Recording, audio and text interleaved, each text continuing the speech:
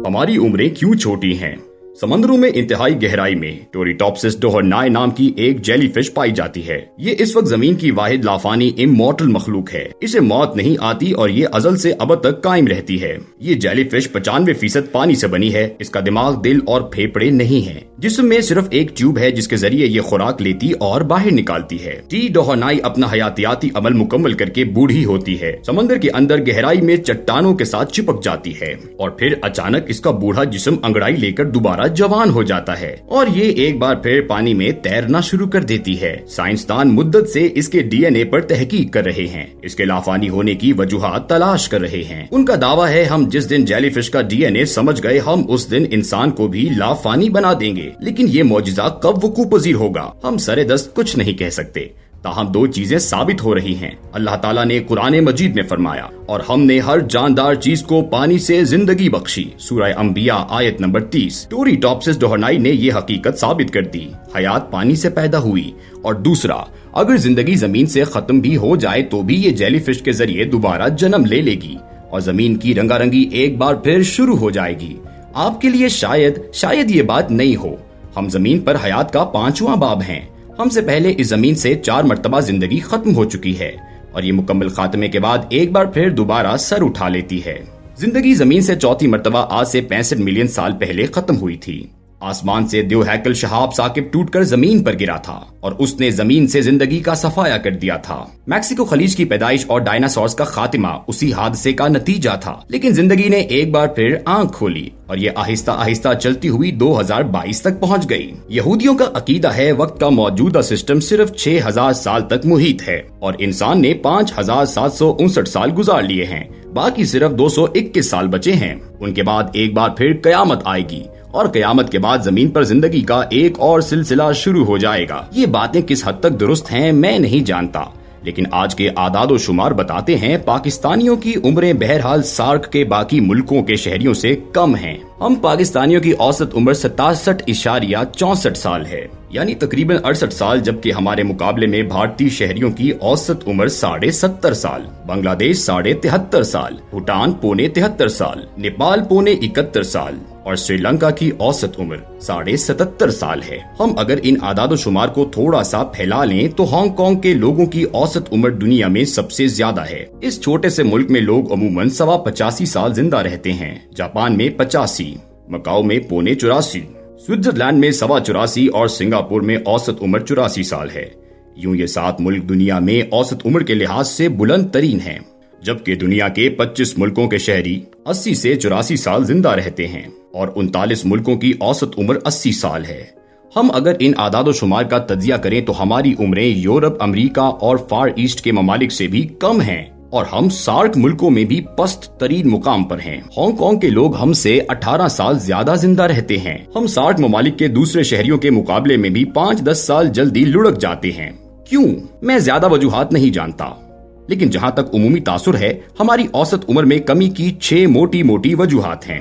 हमारी कम उम्र की पहली वजह स्ट्रेस है। हम ऊपर से लेकर नीचे तक स्ट्रेसफुल जिंदगी गुजार रहे हैं। आप सदर से रेडी बांध तक लोगों को देख लें, आपको हर शख्स के चेहरे पर तनाव और कंधों पर बोझ नजर आएगा। हमारे मुल्क के खुशहाल तरीन लोग भी टेंशन का पहाड़ लेकर बिस्तर से उठते हैं और सारा दिन कोशिश करके इस पहाड़ में इजाफा करते हैं और फिर थक कर एक बार फिर लेट जाते हैं। हमारे मुल्क के उलमा, पीर और हकीम तक टेंशन और एंजाइटी की अद्वियात खाते हैं और ये पढ़ी लिखी बात है। टेंशन दुनिया की तमाम बीमारियों की माँ भी है और ये इंसानी जिंदगी में कमी का बाइस भी बनती है और हम मिन हैसुल कौम इसका शिकार हैं। दूसरी वजह अदम इस्तेहकाम है। दुनिया का कोई भी जानदार अदम इस्तेहकाम में जिंदा नहीं रह सकता।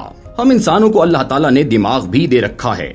हम चीजों को वक्त से पहले देख सकते हैं, लिहाजा अदम इस्तेहकाम हमारे लिए जहर कातिल साबित होता है। हम कल क्या होगा और हम कहाँ जा रहे हैं जैसी सूरत हाल में ज्यादा अरसा जिंदा नहीं रह सकते। हमें हर चीज टाइम और शेड्यूल के मुताबिक चाहिए होती है और हम बदकिस्मती से मिन हैसुल कौम दिहाइयों से अदम इस्तेहकाम का शिकार हैं। मैं दावे से कह सकता हूँ, हमारे मुल्क के बड़े से बड़े ओहदेदार को भी ये यकीन नहीं मैं कल इस ओहदे पर रहूंगा या नहीं। गाहक ये नहीं जानता मैं जो चीज खरीद रहा हूँ ये मुझे कल भी दस्तयाब होगी या नहीं। ताजिर को सनतकार पर यकीन नहीं, सनतकार को बिजली, गैस, पेट्रोल और पानी का यकीन नहीं اور کیا ہم یہ تمام اشیاء کل بھی عوام کو دے سکیں گے؟ حکومت کو بھی اس کا یقین نہیں ہوگا۔ چنانچہ ہم اوپر سے نیچے تک عدم استحکام کا شکار ہیں۔ ہمارے ملک میں چیف جسٹس کو بھی یہ معلوم نہیں ہوتا میں کل کہاں ہوں گا، لہٰذا اس ملک میں کسی کو بھی شہباز گل بنتے دیر نہیں لگتی۔ تیسری وجہ، ہماری زندگی میں کوئی انٹرٹینمنٹ نہیں۔ مذہبی تقریریں، سیاسی گفتگو اور افواہیں ہماری سب سے بڑی تفریح ہوتی ہیں اور ہم جی بھر کر اس تفریح سے لطف اندوز ہوتے ہیں۔ آپ کسی بھی شخص سے مل لیں، آپ کو وہ کسی نہ کسی مذہبی پیغام کا حوالہ دے گا، وہ کوئی نہ کوئی سیاسی فلسفہ بیان کرے گا اور آپ کے کان میں کوئی نہ کوئی افواہ انڈیل دے گا۔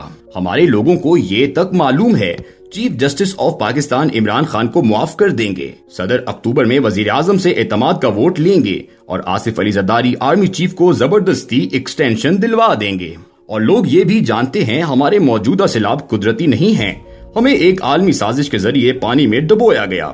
لہٰذا آپ خود سوچئے، لوگ جب کتابوں، سپورٹس، تیراکی، واک اور مکالمے کی بجائے سیاست، مذہب اور افواہ کو تفریح بنا لیں گے تو پھر یہ کتنا عرصہ صحت مند رہ لیں گے؟ ہانگ کانگ میں ہر شخص کتاب پڑھتا ہے، ایکسرسائز کرتا ہے اور غیر ضروری سیاسی گفتگو سے پرہیز کرتا ہے۔ چنانچہ وہاں عام شخص بھی 85-86 سال صحت مندانہ زندگی گزار لیتا ہے، جبکہ ہم ان تمام علتوں سے پرہیز کرتے ہیں۔ چوتھی وجہ، ہم خوراک کے نام پر زہر کھا رہے ہیں۔ پاکستان میں کسان کو بھی خالص اناج، گوالے کو بھی ملاوٹ سے پاک دودھ، کسائی کو بھی صحت مند گوشت اور باغبان کو بھی خالص پھل نہیں ملتا۔ آپ بڑے سے بڑے ریسٹوران میں چلے جائیں، آپ کو ایک کوالٹی خوراک نہیں ملے گی۔ ہم گوشت، سبزیوں، دالوں، اناج اور کوکنگ آئل کی شکل میں زہر کھاتے ہیں۔ ہمارے ڈاکٹرز تک اپنے لیے ادویات دوسرے ملکوں سے منگواتے ہیں اور منرل واٹر بھی گرم کر کے پیتے ہیں۔ چنانچہ پھر ہماری زندگی طویل کیسے ہو سکتی ہے؟ پانچویں وجہ، ہم من حیث القوم منفی اور احسان فراموش ہیں۔ آپ کسی محفل میں چلے جائیں، آپ کو ہر شخص دوسرے کے بارے میں منفی بات کرتا ملے گا۔ لوگ اب اپنے بارے میں بھی اچھی بات نہیں کرتے اور ہم اوپر سے لے کر نیچے تک احسان فراموش بھی ہیں۔ آپ دل پر ہاتھ رکھ کر جواب دیجئے، کیا ہم نے قائد اعظم سے لے کر ڈاکٹر عبد القدیر تک کسی شخص کے احسان کا بھرم رکھا؟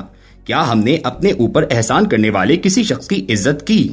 ہمیں مشکل وقت میں جو بھی شخص سہارا دیتا ہے، ہم اس کے ساتھ کیا سلوک کرتے ہیں؟ اور یہ بھی لکھی پڑھی بات ہے، احسان یاد رکھنے والوں اور دوسروں کے بارے میں مثبت سوچ والوں کی عمریں لمبی ہوتی ہیں۔ اور چھٹی اور آخری چیز، دنیا میں شاکر لوگ اچھی اور طویل زندگی گزارتے ہیں۔ شکر خوشی اور عمر دونوں میں اضافہ کرتا ہے، لیکن ہم اس معاملے میں کنجوس قوم ہیں۔